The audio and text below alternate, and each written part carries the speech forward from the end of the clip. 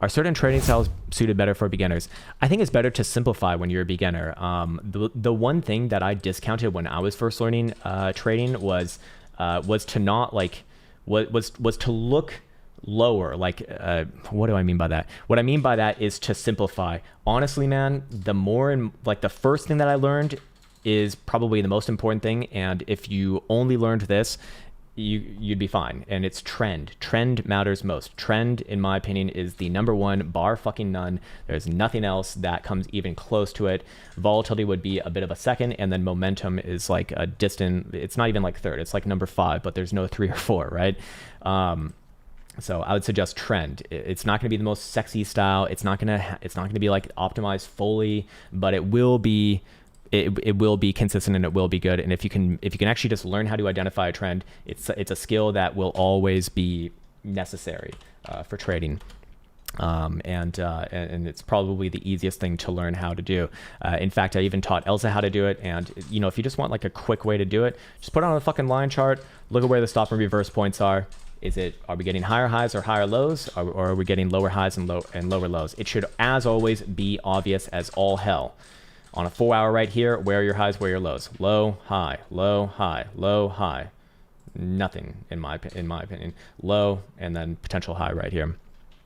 If it's not obvious as fuck, it's probably neither, and it's not worth documenting. Just personal opinion. But basically, when you are first beginning, to kind of address the rest of your question, it is a good idea to not just learn trend, but to kind of play around with different time frames, play around with different sort of strategies and styles. That meaning like scalping, that meaning trend trading, that means swing trading, that mean maybe even long-term investing as well, and see what gels with your trading sort of personality. Because one of the other important things, and we were actually discussing this in the Discord earlier today, but one of the most important things when picking a strategy is something that you can actually be, or pick something that you can actually be adherent to.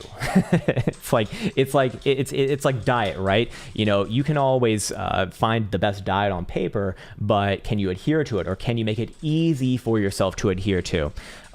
So the best way to handle that equation beside what we already spoke about, is to do the very unsexy work, which I always go back towards, but this is literally where you can actually make a fucking living for yourself. So I think that it's actually, useful and valuable. But you can go and check out the trading journal. We have it on the Krown Trading application. There is a link in the description below.